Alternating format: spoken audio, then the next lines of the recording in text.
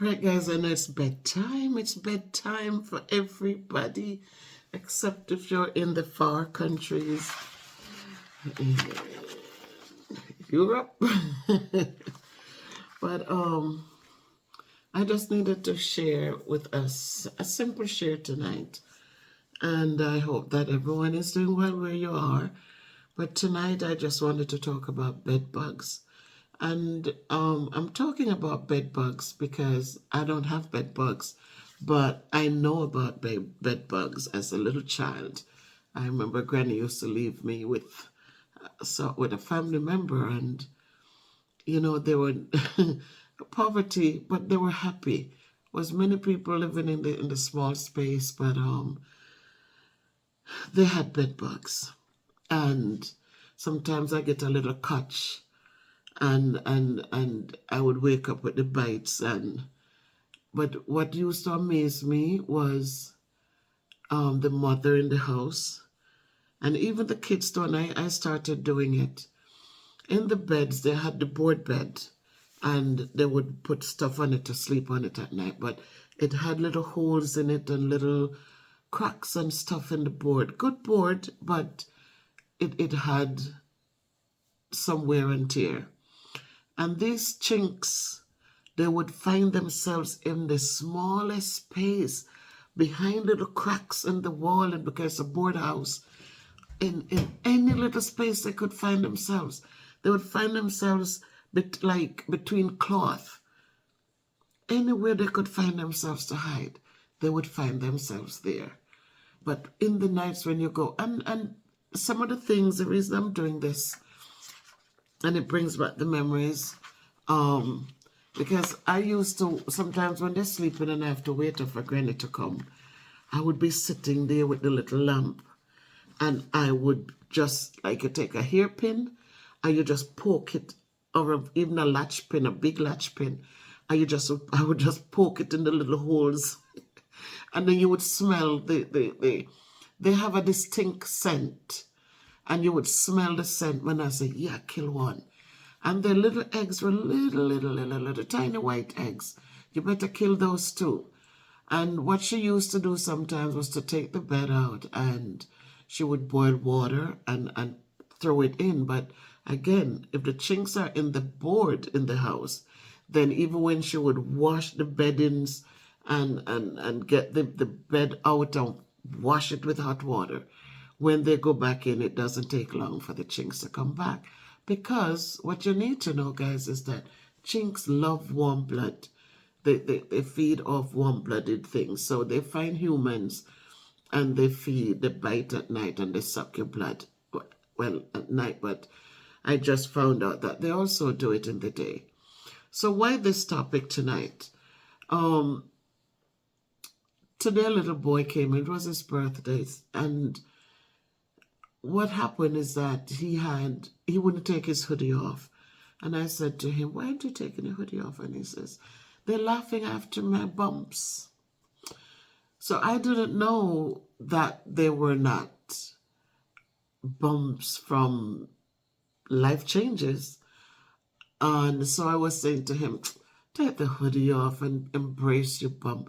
They're just jealous that you're already having pimples, and that means you're developed and, you're healthy. And then, so as we walked, he said, no, they're bedbug bites. And then he said, but, I shouldn't have said that. I shouldn't have said that, because my dad is not going to like that I talk about things in the home. But anyhow, once he said that, I needed to talk to one of the social workers and for them to direct me what to do. So he said, just send him up to the nurse, and if it is that, then she'll know. So I wrote him a note, and I called the nurse and I told her. Now, I said that to say this, that a lot of times, little things that go on around us, we make them into big shameful situations. And that is why a lot of kids go through things they go through unnecessarily. Because if we make bed bugs seem like a shameful thing, then the poor kids are going to be holding that as a bad thing. But bed bugs are everywhere. Bed bugs are not limited to just poor people's homes or certain areas. Bed bugs are all over, and bed bugs can travel in furniture. Most of these furniture, beddings, mattresses, things coming on ships or boats, whatever you call them, and they're sitting there, and these things get a chance to in to just manifest themselves in them, and they come. The furniture comes, and the eggs are in there, and the little bugs are in there, and you bring them in your homes, especially when you do used furniture, and they infest in your home. So don't let it be a shameful thing. Just take it, make it be, just don't let the kids have to carry the burden like it's something so bad. Because it's not only poor people who get bugs. You go to certain hotels and you get bites. You get bites, and it's what it is. And so one of the things that we have to know is that when we buy bedding, wrap them, put a plastic wrap over them. Buy your bed bags or your bed, the mattress covers, and cover them, cover them. And so that a lot of times people get up and they have bites, they have bumps. And it's because those little things are in somewhere in their bedding, in the mattress somewhere. And when you go to sleep or whatever, they come up and they come out for their blood, for their dinner, which is the sucking of the blood in your body. So they will leave itch marks on you. They will leave little bumps because they're biting and they're sucking. So they said that you could take some antihistamine, and just bathe the body part, bathe it off, and go about your business. They said they don't bring, the most hurt you'll get from it is if you itch so much and break your skin and it gets infected. But they don't carry, they're not dangerous, as they said. But you see a lot of cases, people get paranoid over, oh my God, there's bed bugs in the house, and so and so and so. And sometimes you don't have to put your body through that kind of stress. Don't put your bodies through all of that. For you parents, a lot of things, the way we deal with it is what creates stress on our children. Little things that can just be, we so high and mighty and so hoity-toity that we make things seem like, oh, not me, not in my house, not. And so when things happen to people's children, we start telling our kids, please don't bring those things in the house and don't associate with them. And kids become scared. They don't want to come out and they don't want to say they have a roach, or, we put such, it's not the thing that is bad, it's the meaning we put to these things. It's just like words, a person can cuss a word and it means nothing. Well, because society puts such, oh my God, then we make it, we make it worse than it is. But if we didn't put a meaning to it and it's just, look at it as just a word spoken, nobody would feel empowered to use it to maim people, use it to insult and to belittle people.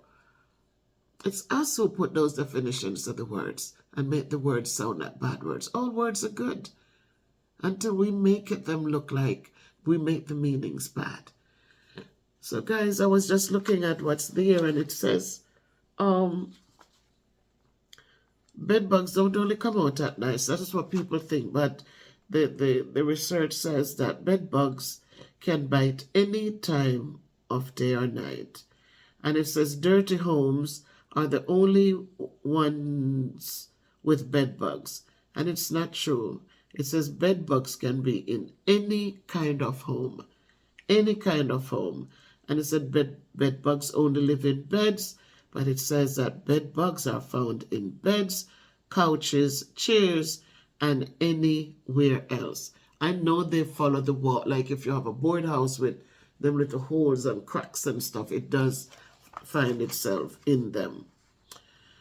Bed bugs can fly from room to room. Bed bugs do not have wings and cannot. hop.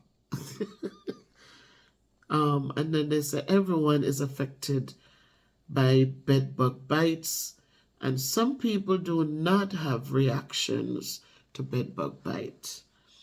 Bed bugs are invisible to the naked eye. No, that's not true. I see bed bugs. I see them. The bodies are broad, they're brown, and they have a small head. And so I know exactly what they look like and smell like. Um, the, o- the only way to get rid of bed bugs is to throw out affected furniture and clothing. Infected clothing can be washed and furniture can be treated by professionals. And bed bugs only live in big cities and certain states. And the research says, no, that's not true. Bed bugs live in every state in America and can be found in city or town, big or small. So those are the myths and the facts about bed bugs, guys. And again, I said, things happen in life and bed bugs are not the end all to anything. So please remember, if you have bed bugs, don't let your children feel like it's such a bad thing. You treat it together. You get your plastics and cover your furniture so that the kids don't get bitten. And get some professionals to come in and spray and do what they have to do the treatments they have to treat. But don't let the kids carry a burden, an unnecessary burden, to make it look like such a bad thing they can't talk about it, which they don't have to come out and talk about it. But sometimes when we're building, life experiences come in different shapes and forms. So don't let them feel that it's something so bad. A lot of times kids have um, good content to write on. But because everything we so tabooed and we make everything so bad and sound so ugly, a lot of times the kids them don't even want to write a good essay in school. They don't want to do anything for fear they say something that might get them in trouble. Don't put your kids in trouble because they talk about bed bugs at home. You are not the only one with bed bugs. It's not a shame. It's nothing you've done wrong because bed bugs you didn't go out there and, it's just, it might come in a furniture you might have bought. Somebody might have given you furniture you didn't even know. And so that's what it is. Just get the treatment for it and do what you have to do because they're not going to bite you through plastic. So that's why plastic, it's a good thing to cover your furniture with, your things with. All right. So I just needed to say that before I go to sleep. I'm going to get ready now to sleep. It's after 10 and I should have been in bed already. But I remember the situation with the young man and how he was afraid to get in trouble for saying that they had bed bugs at home. But just talk with your children. Talk with them. Because sometimes when we start telling them, don't tell anybody and don't this, that's how kids start getting abused because they are forced not to tell anybody anything. And so when people are molesting them, when people are doing things to them that are unhealthy and it's tearing up their mental state, then that's how they tell them, don't tell anybody. If you tell anybody, they'll do things to them. So don't frighten your kids like that. Let your kids be willing to speak the truth and so that you can get the help you need. Okay, when people know that you're struggling, people will help you. All right? So it's no shame, guys. Life happens. And so what no cost life, no cost nothing. All right? So just do what you have to do. Speak to the people who can support you in your situations and go about your business and feel good and be happy. Make your kids happy because that's a good balance for them.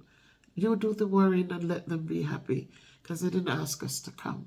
So just do the best for them so they can just survive in a normal space. If you can't be good, be careful. Walk good, do good.